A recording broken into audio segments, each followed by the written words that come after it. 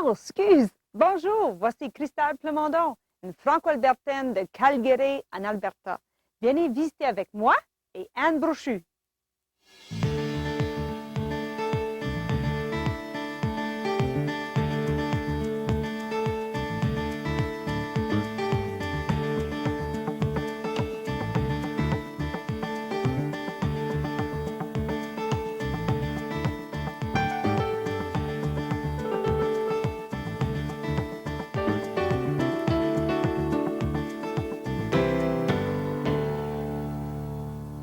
Christelle Plamondon, tout d'abord, bienvenue à l'émission. Merci beaucoup.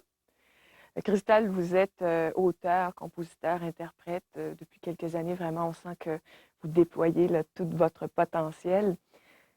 Avez-vous l'impression que c'était un destin incontournable que de monter sur scène et d'aller chanter?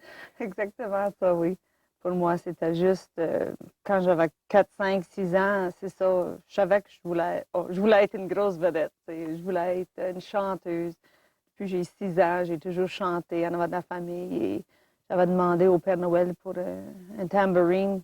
J'avais 5 ans, en tout cas, je l'ai eu. Là, je savais que c'était vrai qu'il y avait un Père Noël. C'était la preuve. Oui, oui. Et j'ai juste 2 choses que je voulais faire, c'est être une chanteuse et avoir des enfants, c'est tout. J'ai jamais essayé d'autres carrières, c'est tout ce que je voulais. Tu sais, il y a du monde qui sait ce qu'ils veulent faire. Et il y en a qui sont en train de décider toujours pendant leur vie. Là, tu sais. Moi, j'ai toujours su que je voulais être une chanteuse. Mais qu'est-ce qu'il y a d'attirant dans ça? Parce qu'il y en a qui pensent monter sur scène, ce serait leur mort. Pour vous, qu'est-ce qui est attrayant? Le feu de la rampe ou la communication ou le plaisir de jouer de son instrument vocal? C'est quoi la magie? Ben oui, vocal, chanter, c'est sûr. Mais là, plus que je vieillis, plus que je vois que c'est beaucoup le public, le monde. J'adore le monde. Tu sais. Moi, I'm a people person. J'adore le monde. Comme être ici en entrevue, c'est le fun. Ça fait partie de ma vie d'artiste et ma vie à moi de cristal parce que moi, j'aime le monde. Tu sais. Je vais faire mon épicerie puis je parle tout le monde. Tu sais. Puis j'adore ça. C'est juste, je sais pas, c'est juste, tu vois, pour moi, maintenant, je vois dans les visages des personnes, je peux voir le créateur, je vois tout le monde. Tout le monde est spécial, tu sais. Même à faire une émission comme ça, tu parles des caméramans, tu parles de tout le monde. Tout le monde est spécial, c'est le fun de rencontrer des gens. C'est une chose d'avoir la conviction qu'on sait où on s'en va, qu'on veut devenir, par exemple, chanteuse, mais c'est autre chose que de s'y rendre, parce que c'est pour être rendu, être reconnu professionnel, d'avoir des disques, d'être justement à la télévision, d'être dans des spectacles, etc., de faire des tournées, ça prend de la détermination, et puis c'est un peu comme la course à obstacles. Vous aviez, dans le fond, réalisé peut-être le rêve des enfants avant celui d'être chanteuse. Et cette vie de famille, là, ce premier mariage, c'est un peu étrange, mais c'est au moment où ça commence à s'écrouler là que s'envole le deuxième rêve. C'est une drôle de circonstance. Ben, je sais pas si c'est drôle.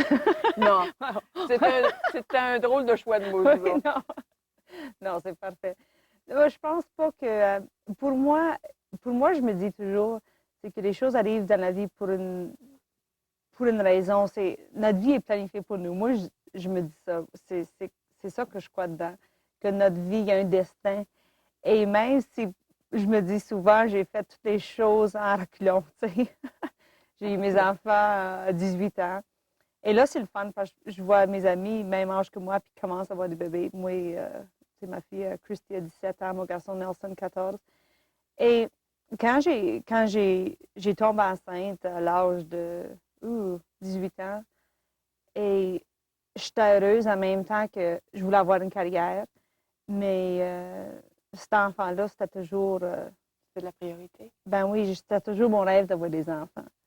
Puis, donc, je me suis juste dit, OK, ben, j'aurai mes enfants, puis à un moment donné, quand ils sont plus grands, je vais être assez jeune, je vais continuer. Et c'est comme j'ai grandi avec mes enfants, j'ai toujours beaucoup de fun avec eux autres. Puis mes enfants, ils me traitent comme, tu sais, quand je dis des règlements, ça marche pas parce que je suis comme une autre, je suis comme le chum, tu sais, parce qu'on a grandi ensemble. Troisième enfant de la Oui, famille, c'est exactement. ça? Danser, puis chanter. Et pour moi, mes enfants, c'était ma priorité. Donc, si j'avais des chances dans ma carrière, puis là, maintenant, je me rends compte, oui, j'avais des chances que j'aurais pu prendre. Mais tu sais, ces enfants-là, ils vont pas toujours être là, tu sais. À un moment donné, ils vont être partis. Puis si moi, j'aurais été partie toujours 350 jours de l'année en tournée, j'aurais manqué beaucoup. Donc, je pense que c'est arrivé pour une raison. Là, je suis encore assez jeune pour continuer ma carrière, continuer ma vie, et assez vieille pour savoir que, tu sais, pas croire tout, là, tu sais. Il y a eu de l'expérience Exactement, qui a oui. été acquise. Parce que c'est quand même extraordinaire aussi. Bon, on l'a dit, vous avez eu un mariage qui a duré à peu près une dizaine d'années. Oui. Et puis là, vous allez vous retrouver chef de famille avec vos deux enfants.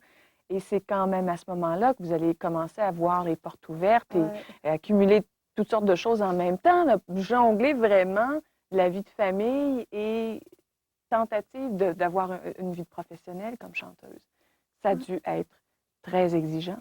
Oui, mais quand je pense à ça maintenant, euh, tu sais, je me suis trouvée toute seule à l'âge de 28 ans avec deux enfants. Pendant 5 ans, à bord de ça, c'est Ben ça? oui, puis commencer une carrière vraiment. J'avais juste lancé mon premier album.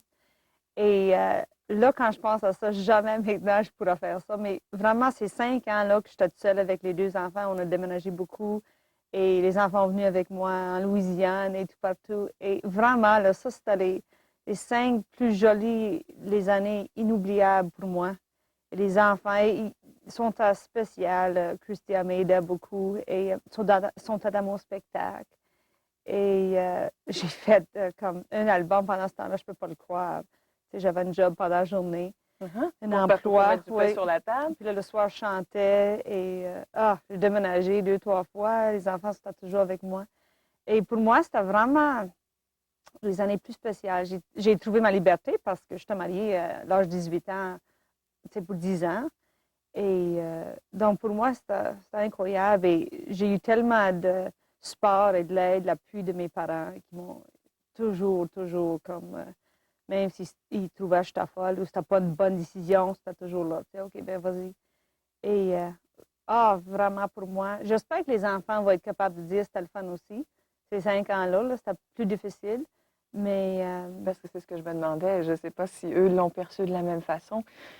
Ça n'a certainement pas été une vie monotone pour eux, mais peut-être qu'en rétrospective, ils auront peut-être trouvé que ça a été très bousculé dans ces années-là. bien là, c'est justement que maintenant, on va être à la table du dîner, puis ils vont dire Ah, rappelle-moi la fois qu'on a fait ça, puis là, tu sais, puis on parle de ça. Puis on avait toujours la pizza le soir.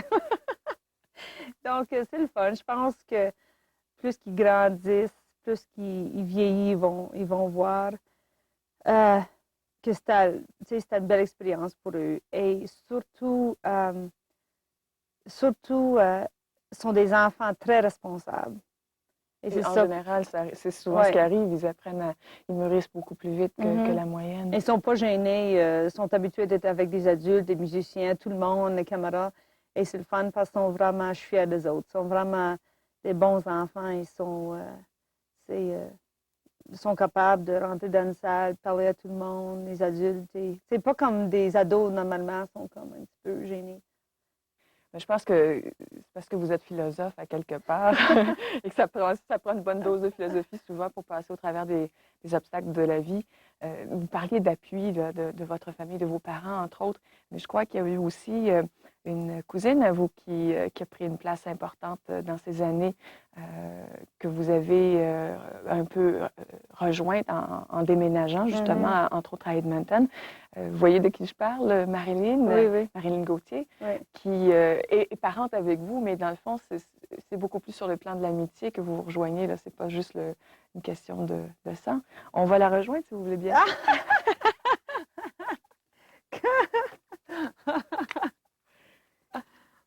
Elle est à Plamondon. À Plamondon, exactement. Bonjour Marilyn. Bonjour. Marilyn, vous avez évidemment un lien d'amitié assez privilégié avec Cristal. Mais vous partagez quelque chose aussi comme l'amour de la musique? Oh! Oui, ben Cristal, comme vous savez, les racines là, du père Joe Plamondon, le fondateur de notre petit village, bon, ben, ça a commencé de là. Puis, en fait, d'amour de musique, oui, moi puis Cristal, à un moment donné, quand je gardais Cristal, à l'âge d'elle, elle avait peut-être 8 à 10 ans, puis on faisait ce qu'on appelle en franglais, là, des jam sessions de musique. On s'enregistrait, puis on s'amusait avec ça, les cuillères, puis la guitare, on chantait. Est-ce que ça vous étonne de voir Cristal là où elle est rendue maintenant dans sa vie professionnelle? Au jour d'aujourd'hui. Ah, au début, oui, je la trouvais c'est courageuse, elle s'embarque, puis, mais non, ça ne m'étonne pas parce que je la connais, je connais sa personnalité, puis elle est fonceuse, voilà. Est-ce que vous pensez que ça court dans la famille, ça, ce côté-là de sa personnalité, Euh, d'être fonceuse? Ah oui, je dirais, oui, la plupart de ce qu'on appelle les Frédéric, là, la famille des Frédéric, ça va bien. On est des fonceux. On est défoncés. Et je disais justement, Marilyn, que vous avez été une présence importante pour Cristal au moment où justement elle a dû prendre en main la responsabilité de la vie de la famille, les deux enfants. Est-ce qu'encore une fois, cet aspect de sa personnalité-là, de ne pas avoir peur de relever les défis puis de dire on va passer au travers, est-ce que ça vous a agréablement surpris ou pas du tout de voir comment elle s'en est tirée aussi de ce côté-là? Parce que c'est un défi là, d'élever une famille. Oui, c'était pas un moment facile là, pour Cristal, mais non, je le savais, là, dans mon cœur, je savais qu'elle allait s'en sortir, puis regarde aujourd'hui, là, tu sais, les choses sur place, tout va bien pour elle, puis il faut passer par là pour grandir aussi, je pense, tu sais, comme personne. Alors, non, ça m'étonne pas du tout que Cristal, tu sais, ça, ça, c'était un moment, comme je dis, difficile, mais ça porte des fruits, là. On peut tourner la page maintenant puis voir ce que le destin lui réserve. Marilyn Gauthier, merci beaucoup pour d'avoir témoigné comme ça pour l'entretien. Oh, ça me fait plaisir. C'était le fun. Tu vas me faire pleurer. C'est comme j'étais à mon funérail, puis je suis là, mais je suis pas là, tu sais. J'attends des belles choses. Ça me fait plaisir. Alors, merci encore une fois, Marilyn, et puis bonne fin de journée. Ben, merci, hein? OK, au revoir. On se parle plus tard. OK, bye. Belle chaleur dans la voix. Oui. Ça s'entend, là, cette complicité. Et pourtant, il y a quand même un écart d'âge assez important. Oui, pas mal, parce que elle nous garda quand elle avait, elle avait 18 ans, je pense. C'est au moins 10 ans de différence. Mais c'est comme, pendant que je l'attendais parler, je me suis dit, tu penses à des circonstances qui arrivent, mais pas vraiment. Là, maintenant, je le vois que c'était prévu dans notre vie parce que quand j'étais petite, je l'admirais tellement, elle chantait tellement bien, elle a tellement une belle voix. Puis je l'admirais tellement la manière qu'elle chantait. Puis c'était tellement une belle personne. Et encore une belle personne. Et là, après ça, quand elle a déménagé, on s'est pas vu, on se voyait juste une fois par année à des rencontres de famille. Et là, quand j'ai déménagé à Edmonton avec les enfants, ils sont elle à l'université et elle m'a encouragée, elle a dit, ben, déménage près de nous. Puis c'était comme encore prendre le rôle que elle m'aidait encore à garder mes enfants maintenant quand j'étais partie. Puis donc c'est vraiment c'est prévu, je pense, notre destin était prévu pour être toujours là dans ma vie comme un ange gardien. Et là, justement, quand j'ai été cet hiver, j'ai été le visiter, puis ça faisait longtemps depuis des années qu'on n'a pas eu la chance de jouer le piano ou la guitare et chanter. On a passé toute une soirée à faire ça. C'était tellement le fun, bon pour l'âme, tu sais. Ça réchauffe le cœur, là, comme on dit. Donc, c'est vraiment... toute notre famille, on est des musiciens, comme a dit la famille Frédéric, mon grand-père. Et je suis la seule qui a pris ça comme professionnelle. Donc, tout le monde, ils ont tous des orchestres. et ils jouent toute la musique. Et je suis la seule, je ne sais pas pourquoi, que je voulais juste avoir plus. Je voulais voir le monde, voyager. Et je n'étais pas au courant de Luc Plamondon dans ce temps-là, mais je voulais amener le nom de Plamondon plus loin. Puis, je sais pas, C'est sur la bonne voie.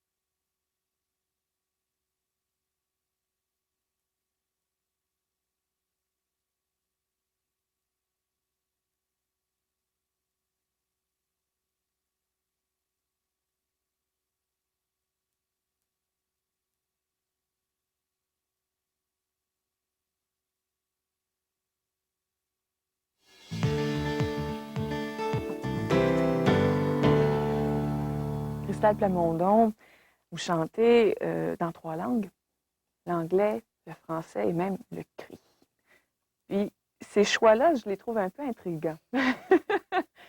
D'une part parce que j'ai cru comprendre qu'à l'adolescence, le français, c'était par là, et puis l'anglais, c'était la langue passe-partout. La langue cool. La langue de l'adolescence, de toute façon. Hein. Et il y a eu un moment où vous avez eu envie d'aller rechercher le français. Qu'est-ce qui a fait ce déclic-là? Je pense comme tous nous, et peut-être toi, tu te rends compte plus. Quand tu as des enfants, beaucoup de choses changent. Et la minute que j'ai eu Christy, aussi j'avais ma nièce Vanessa, que j'ai aidé à élever aussi avec mes parents, je voulais qu'ils parlent en français. Et donc, à ce moment-là, j'ai vraiment commencé à parler en français avec les enfants.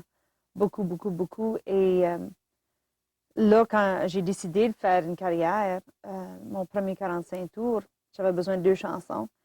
Et j'étais pour mettre une chanson sur le côté B de Patsy Cline. Et je me suis dit, ben, tout le monde chante Patsy Cline, tout le monde chante en anglais. Puis je me suis dit, ben, pourquoi pas mettre la chanson Poor Boy en français, pauvre gars. C'est comme ça que ça a commencé. Et juste par hasard, mais là, je vois, c'est le destin, c'est supposé d'arriver. Et des fois, on n'écoute pas toujours ce qu'on est supposé de faire, donc c'est pour ça qu'on prend Que le sentier le est un peu mauvais laborieux, chemin, là, des oui. fois. Mais là, on retourne. Et puis là, après, quand Tommy Hunter m'avait demandé pour faire son émission parce qu'il trouvait ça intéressant, parce que je faisais l'anglais, le français, je viens de l'Ouest, pas de l'Est du Canada. Là, je me suis dit, ben, je vais faire un album, je veux le faire en français et en anglais. Donc, j'avais juste choisi des chansons que j'avais écrites à moitié en anglais, à moitié en français. Et là, je me suis dit, ben, quand je commençais des entrevues et tout ça, là, je me disais, oh, wow, tu sais, il y a beaucoup de choses que je connais pas, il y a beaucoup de mots que je suis pas au courant parce que, tu sais, comme les Acadiens, comme des Cajuns, on parle un français différent à Plamondon avec un accent, tout ça, comme américain, acadien.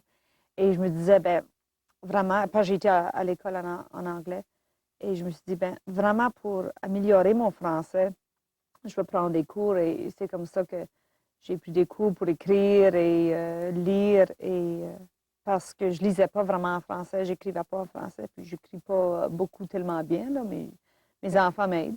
Ça prend de la conviction aussi de faire ça quand on est adulte, de dire je retourne à l'école, une façon de parler pour récupérer une langue que dans le fond on m'avait donnée à la maison. C'est un, comme on dit, un chemin sinueux pour revenir à son héritage. Puis c'est pas seulement pour vous que vous l'avez fait, vos enfants vont à l'école en français. Oui, aussi. je suis assez fière de ça parce que, tu sais, nous, dans l'Ouest canadien, les gens dans l'Est, ils ne comprennent pas ça parce que nous, on n'avait pas le choix d'aller à l'école en français. Et, tu sais, j'arrivais à maternelle, je ne parlais pas un mot d'anglais. Tu arrives là, c'est tout en anglais, donc, tu sais, là, C'est le choc. Et puis ben oui, puis on là, à un moment bascule. donné, par troisième année, je ne parlais plus le français. À la maison, oui, mais c'est, nous, dans ce temps-là, c'était plus un français parler, un français vocal comme les Cajuns, parce qu'on n'écrivait pas comme mon père écrit en anglais. Ma mère écrit en français parce qu'elle était un couvent en français, mais, tu sais, on écrivait tout en anglais, on lisait tout en anglais. Donc, pour moi, je me suis dit, quand j'ai commencé ces cours-là de français, je me suis dit, ah, mes enfants, ils ont besoin d'aller à l'école en français. Ils ont besoin d'être bilingues, complètement bilingues, être capables de parler les deux langues, écrire, lire. Et c'est ça, c'est pourquoi que mon grand-père, mon arrière-grand-père est parti des États-Unis parce qu'il perdait le langue. Donc, je dis, vraiment, je vais prendre ça en main, moi-même, pour ma famille, et dire qu'on a besoin d'être bilingue et garder notre langue, notre culture, notre religion. Et c'était très important pour moi. Et là, l'année prochaine, ma fille va graduer d'une école francophone. Puis là, je vois la fierté, ça brille dans les Oui, yeux. je suis fière de ça, oui. Mais le cri, dans toute cette histoire-là, ça arrive où dans l'histoire? Ben, le cri, c'est que ben, c'est une longue histoire. Alors, faisons-la assez courte. Le cri, parce que j'ai grandi avec beaucoup d'Autochtones, avec des cris des Indiens de chez nous. Et parce que nous, notre maison était toujours ouverte, on avait toujours des foster children. Donc, eux autres, ils parlaient le cri. Et nous, on pognait une coupe de mots d'eux parce que quand ils ne voulaient pas qu'on comprenne. Et chez nous, c'était toujours, mes parents, c'était toujours comme nos frères et sœurs. Donc, il n'y avait pas de différence entre nous, on était blancs, on le propre enfant ou non. C'était toujours nos frères et sœurs. Et là, j'ai marié un métis, mes enfants sont métis. Et lui, il ne parlait pas le cri ou le français. Et c'est que j'ai trouvé tellement, j'étais tellement, je ne sais pas le mot découragé ou quoi, mais lui, ses parents parlaient les trois langues. Et je me suis dit, c'est de valeur que d'un pays comme on vit, qu'il y a beaucoup de gens comme ça, ils parlent une langue, puis, tu sais, les parents parlent cri ou, tu sais, n'importe quoi, d'autres langues. Ils le perdent après. Ben oui. Ils en héritent pas. Oui, donc je me suis dit, ben je voulais que mes enfants apprennent le cri et ça n'a pas arrivé jusqu'à date. Mais donc moi, j'ai pris ça en main et j'ai commencé à écrire des chansons que je voulais être traduites en cri. Donc, j'allais voir une madame métisse qui m'aidait à traduire les chansons. Et donc, pour moi, je me suis dit, ben, ça, je vais rendre hommage à la famille côté comme métisse autochtone, mes enfants. Et aussi, quand mes ancêtres ont arrivé à Plamondon, ces premiers hivers-là, les métis, les Indiens écrits, sans eux, il n'y aurait vraiment pas survécu les hivers qu'on avait dans le Nord. Donc, pour moi, c'était comme rendre hommage à eux qui nous ont vraiment aidés à être ici aujourd'hui. Et c'est pour ça que j'ai décidé de poursuivre ça. D'avoir ça dans le bagage. Et tout au long de notre entretien, vous avez amené ce mot de destin. C'était prévu. Il fallait que ce soit comme ça. Mais je sens que ce destin-là, il a une couleur de la foi. Il y a une spiritualité qui est derrière ce mot-là. Et cette spiritualité-là, vous l'avez puisée où? Ben, malheureusement, je pense que parce qu'on est humain, on ne trouve pas un Dieu, un Seigneur ou un esprit, ou les Indiens appellent ça le Great Spirit, il y en a qui disent Bouddha. Mais malheureusement, comme humain, on ne trouve pas ça avant qu'on passe à travers plein de petits coins et on prend les méchants chemins. Et pour moi, c'était toujours là, sauf que je pense c'était toujours là, mais pas aussi fort que maintenant. Et à un moment donné, quand il y avait des moments vraiment noirs, et il était toujours là et on ne se rend pas compte. Donc pour moi maintenant, plus maintenant, et chaque journée, et comme être ici à cette émission ici, c'est lui qui m'a emmené ici et te rencontrer et faire ça. C'est juste la preuve qu'il est là, il nous guide. Et pour moi maintenant, le bon Dieu est numéro un de ma vie. Et donc, si jamais je ne suis pas rendue la prochaine Céline Dion, c'est pas mon destin et c'est correct parce que j'ai vécu plein de belles choses et je le sais que je vais avoir plein d'autres choses à passer à travers. Mais c'est facile parce que je suis jamais seule. Mais je me sens jamais seule parce qu'il est là. Et pour me donner ce talent-là, chanter et vivre une belle vie comme je le vis, c'est incroyable. Et tu vois des gens qui n'ont jamais passé par la porte en arrière comme moi, ou tu sais, ils ont juste eu une petite vie bien straight, là, tu sais, ça a toujours bien été, puis son mari a 50 ans, puis ça a toujours, tu sais, jamais eu Vraiment de remise en question. ouais, de misère ou rien.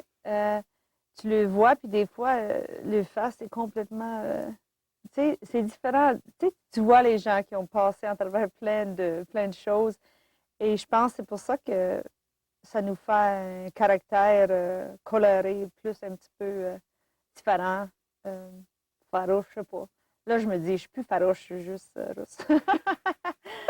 Mais ça arrive pour une raison et c'est bien parce que j'ai grandi et je trouve que je suis une vieille personne pour mon âge et j'aime ça.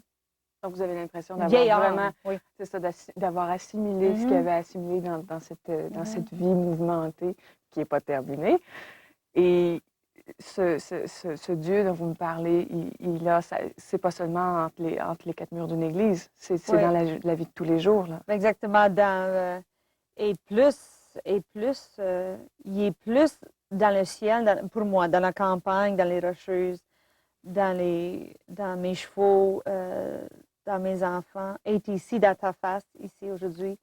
Quand j'étais en Afrique au mois de novembre, c'est la première fois que ça m'a frappé qu'il est dans la face de tous les petits-enfants, tous les gens qu'on rencontrait, dans les yeux. Et il est plus là que dans les quatre murs de l'Église. Il est là quand on l'emmène, mais il est tout partout. Et en tout cas, c'est spécial. Et si, par hasard, ma vie est finie demain, au moins, je vais être capable de dire j'ai eu une bonne vie et j'espère que j'ai touché du monde et j'ai rendu du monde heureux et j'ai fait quelque chose ici, au moins. Qu'ils vont se rappeler de moi, que j'ai aidé un petit peu la planète, j'espère. C'est très philosophe comme vision des choses. Je pense qu'on a une perception certainement stéréotypée de ceux qui font les métiers sur la scène parce qu'on a l'impression que c'est les feux de la rampe, le vedettariat, la gloire qui attire ces gens-là. Mais je sens que chez vous, il y a une profondeur et j'espère qu'on aura la chance au cours des prochaines années, avec votre carrière, vos chansons, vos compositions, qu'on pourra avoir la chance d'apprécier ça davantage. Ben, moi aussi. Mais en tout cas, c'est le fun d'être ici et être capable de parler d'autre chose que juste la scène. Christelle Plamondon, merci beaucoup pour l'entretien. Ben, merci beaucoup, Anne. C'était mon plaisir.